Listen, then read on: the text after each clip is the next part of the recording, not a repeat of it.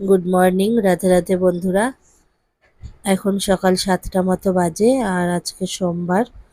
তো আজকের ব্লগটা আমি এখান থেকে স্টার্ট করছি।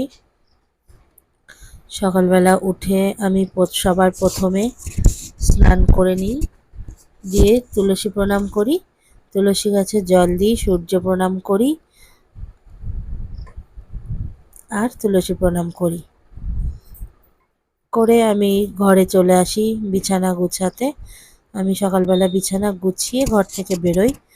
রান্নাঘরটা আমাদের শোবার ঘর থেকে একটু দূরে, তো সেই জন্য যদি আমি বিছানা না গুছিয়ে বেরোই তাহলে আর সারাদিনে আমার এই ঘরে আসা হয় না। রান্নাঘরে রান্নাবান্নার কাজে ব্যস্ত থাকি। তো বিছানাটা আমি গুছিয়ে নিলাম স্নান টান করে। উম, দৈনিক যে কাজকর্ম থাকে সেগুলো সেরে, আর আমাকে ঘর তো মুছতে হয় না। আমার কিছুদিন আগে খুব বড় একটু শরীর খারাপ হয়েছিল। 20 দিন মতো আমি ভুগেছিলাম জ্বরে। তো সেই সময় একটা কাজের লোক রেখেছি, ও আমার ঘর মুছে দিয়ে যায় আর বাসন মেজে দিয়ে যায়। কাচাকাচিটা আমরাই করে নিই, মানে আমি করি, কখনো তিতলি করে। আমি বেশিরভাগটা করি, তিতলি এক দু টাইম এক দুদিন করে দেয়। তো তোমাদের সঙ্গে গল্প করতে করতে আমার বিছানা গুছিয়ে নেওয়া হয়ে গেছে। আর কালকে অনেক জামা কাপড় কেচেছিলাম, সেগুলো গোছাতে হবে। ওগুলোও আজকে গুছিয়ে নেব, নিয়ে একেবারে ঘর থেকে বেরোবো। না হলে ঘরে আর আসা হবে না, ঘরটাও গোছানো হবে না।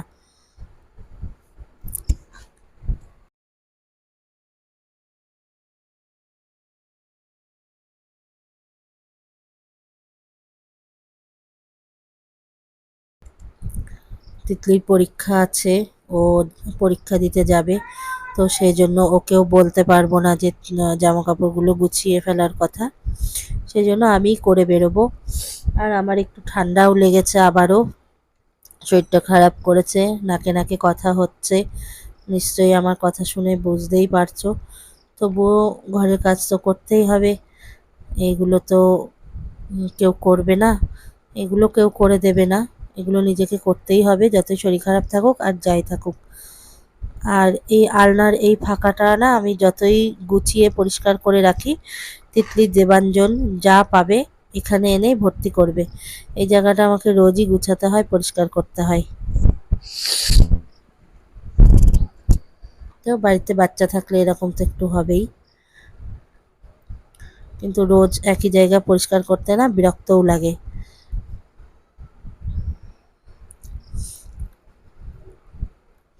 তো কাচাকাচিটা আমি রোজ করি না, ওটা 2-3 দিন বাদে বাদে একদিন করি।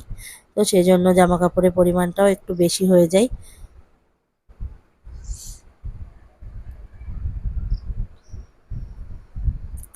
আর আজকে রান্না বান্নার তেমন কোনো চাপ নেই, খুব সিম্পলভাবে রান্না করব। সকালেরও খাবার করা আছে, ছোলার ডাল করা আছে। কাল রাতে করেছিলাম লুচি ছোলার ডাল, সেই ছোলার ডাল আছে। আর আটা মাখাও আছে। তো পরোটা আর ছোলার ডাল খাবে ছেলেপেলেরা, সেজন্য সকালে রান্নারও চাপ নেই। কিন্তু কি ঘর গুছিয়ে বেরিয়ে চাটা খেতে একটু লেট হয়ে যাবে। আর তোমাদেরকে বলেছিলাম আমি কিছু জিনিস কিনেছি, বাজারে গিয়েছিলাম সেদিন। তো সেগুলো তোমাদের সঙ্গে এখনো শেয়ার করা হয়নি। সেইগুলোই ওই খাটের কোনায় রাখা রয়েছে। তো কোনো একটা ভ্লগে ওগুলো আমি দেখিয়ে দেবো আমি কি কি কিনেছিলাম বাজার থেকে। এই ঘরেরই জিনিস টুকিটাকি, শাড়ি, আমার তিতলির নাইটি, বিছানার চাদর, এই যা নিত্য প্রয়োজনীয় জিনিস যা লাগে। সামনে পয়লা বৈশাখ আসছে, নতুন বছর। তো ঘরেরও নতুন নতুন কিছু জিনিস কিনেছি, সেগুলো তোমাদেরকে কোনো একটা ব্লগে দেখিয়ে দেব।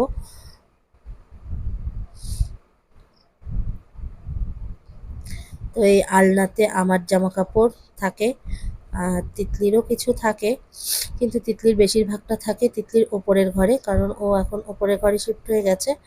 ওপরের ঘরেই থাকে, পড়াশোনা করে। জামা কাপড়ও ওপরের ঘরে নিয়ে যায়। আর এই যে ছোট একটা কাবার্ড মতো আছে, এখানে আমি দেবাঞ্জনের জামা কাপড়গুলো রাখি, আর বিছানার চাদর, বালিশের ওয়ার, সেইগুলো রাখি। আর আমাদের শাড়ি, নাইটি, মানে আমার শাড়ি আর তিতলির আমার নাইটি আলনাতে গুছিয়ে রাখি। আর তোমাদেরকে আগেও বলেছি, তিতলির বাবা বাড়িতে থাকে না, বিদেশে থাকে, কাতারে। তো আমাদের তো এই ৩ জন আর আমার শাশুড়ি, এই ৪ জনারই আমাদের সংসার। কিন্তু আমি, আমার যা, ভাসুর, আমরা সবাই একই বাড়ির মধ্যেই থাকি। কেউ এখনো বাড়িঘর আলাদা করিনি, সেপারেট এখনো হয়নি। একই বাড়িঘরের মধ্যে থাকি, যার যার ঘর আলাদা, কিন্তু বাউন্ডারিটা একই। তো জামা কাপড়গুলো আমাদের গুছিয়ে ফেলেছি। এখন তিতলির কিছু জামা কাপড় বাকি আছে, সেগুলো গুছাবো। আর আমি ওই আলনার ফাঁকাটা গোছাচ্ছি। ওই জায়গাটা আমি মানে গুছিয়েছি আগে, এখন একটু মুছে নিচ্ছি।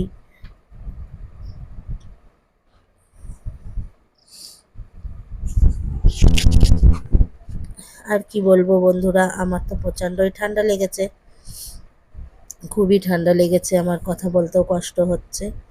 তবুও তোমাদের সঙ্গে ব্লগটা শেয়ার করছি।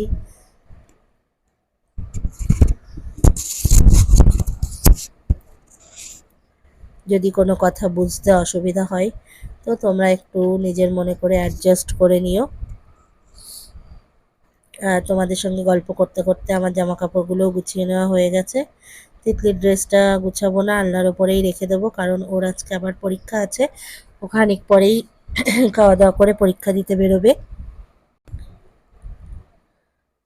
আর এই জামা কাপড় আমাদের আর কিছু নেই, এখানে তিতলির জামা আছে, তিতলির চুড়িদার আছে, এগুলো আমি গুছিয়ে রাখবো টেবিলটার ওপরে। তিতলি যখন ওপরে যাবে একেবারে ধরে নিয়ে চলে যাবে।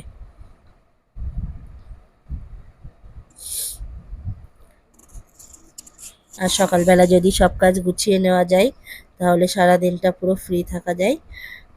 সারাদিনে মনে হয় কোনো কাজ নেই, কাজ নেই, এরকম মনে হয়।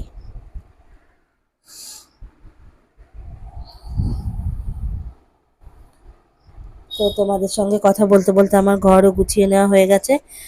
গামছাটা আমি স্নান করে এসেছি, সেজন্য একটু ভিজা, তাই আমি আলনার ওপরে মেলে দিলাম।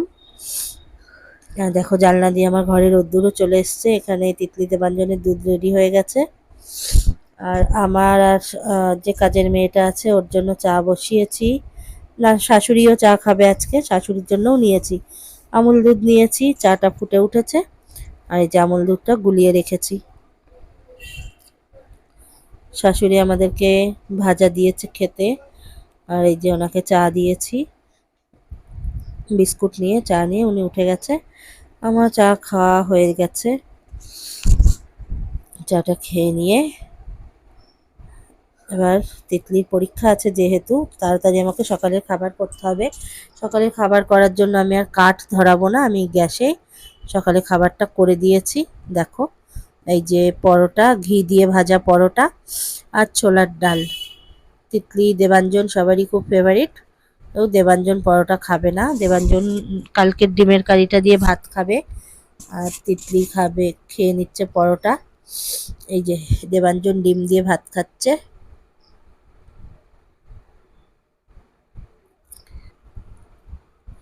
সকালে খাওয়া দাওয়া না মিটলে দুপুরে রান্না বসানো যায় না। আর ওই পাশে আমার যাও কাজ করছে, জায়ের ছেলে খেতে বসেছে। আমি বললাম না, আমাদের হাড়ি আলাদা, কিন্তু বাড়িঘর বাউন্ডারিটা একই। আর এই যে আমি এখানে আজকে রান্না করব। মৃগেল মাছ আর ছিল একটা, দুটো তেলাপিয়া মাছ ছিল বড় বড়, সব কেটে নিয়েছি সাইজ মতো। ৫-৬ পিস ট্যাংরা মাছ ছিল, সব কিছু মিশিয়ে একবারে ঝোল করব ঝিঙে আর আলু দিয়ে। আর চাল ধুয়ে নিয়েছি ভাত রান্নার জন্য, এখানে কুজ্জি ভাজা করব, তার জন্য কুজ্জি কেটে নিয়েছি। আর উচ্ছে আলু দিয়ে চচ্চড়ি করব, আমার ছেলে খুব পছন্দ করে এটা খেতে। আর করব আমের টক। তো চলো, কাঠ ধরিয়েছি, রান্না আমার প্রায় হয়ে যাওয়ারও মুখে। আমের টকটা হয়ে গেছে, কুঁদরি আর পেঁয়াজ দিয়ে এখানে ভাজা বসিয়েছি। কুঁদরি ভাজা হয়ে গেলে যে মাছও ভাজা করতে বসিয়েছি, মাছের ঝোল তৈরি করব। মাছ ভাজা হয়ে গেলে তেলে জিরে ফোড়ন দিয়ে আলু কাঁচা লঙ্কাটা ভাজতে দিয়েছি। আলুটা একটু লাল লাল হয়ে গেলে আমি ঝিঙেটা ছেড়ে দেবো। আর মাছগুলো ভেজে তুলে নিয়েছি। ঝিঙেটা দিয়েও আমি খুব ভালো করে নেড়ে চেড়ে ঝিঙের জল শুকিয়ে যাওয়া পর্যন্ত ঝিঙে ভেজে নেব। তো ঝিঙে ভাজা হয়ে গেলে মশলাটা দিয়ে কষিয়ে নিচ্ছি। মশলায় আমি দিয়েছি একটু আদা, দুটো শুকনো লঙ্কা দিয়েছি একটু কালার হওয়ার জন্য, আর জিরে দিয়ে আমি খুব ভালো করে মশলাটা কষিয়ে নেব। মাছের কিন্তু আমি ঘন ঘন ঝোল করব না, পাতলা পাতলা ঝোল করব। এই যে দেখো মাছের ঝোলটা আমার প্রায় রেডি হয়ে গেছে, ঝোল ফুটছে। আজকে রান্না বান্না এই যে কুঁদরি ভাজা করেছি, আলু উচ্ছের চচ্চড়ি বড়ি দিয়ে। আর এই যে আমাদের মাছের ঝোল একটু কালার হয়েছে কিন্তু পাতলা। এখানে আমের টক, আমাদের গাছের গন্ধরাজ লেবু কেটে নিয়েছি, আর এক হাঁড়ি ভাতও করে নিয়েছি। তিতলি দেবাঞ্জন দুজনাই খেতে বসে পড়েছে। দেবাঞ্জন সবাইকে হাই বলে দিচ্ছে, ও খিদে পেয়েছে, ও তাই আমাকে ইশারা করে বলছে। দেবাঞ্জন মনে করে ওর দিকে ক্যামেরা ঘোরালেই হাই বলতে হবে। তো দুপুরে খাওয়া দাওয়া করে সেরে চলে এসেছি সন্ধ্যার টিফিনে। সন্ধ্যাবেলায় করেছি ডিম পাউরুটির টোস্ট, একটা করে রেখেছি দেবাঞ্জনের জন্য, একটা তাওয়ার উপরে তিতলির জন্য, আর একটা আমার। তিতলি বাড়িতে নেই, পড়তে গেছে। তো আমি আর দেবাঞ্জন খেয়ে নিচ্ছি, এই যে সস মাখিয়ে মাখিয়ে খাচ্ছি, দেবাঞ্জন খাচ্ছে। ও খুব পছন্দ হয়েছে দেবাঞ্জনের। তো আজকের ভিডিওটা এই পর্যন্ত, দেখা হবে নেক্সট ভিডিওতে। সেই পর্যন্ত সকলে ভালো থাকবে।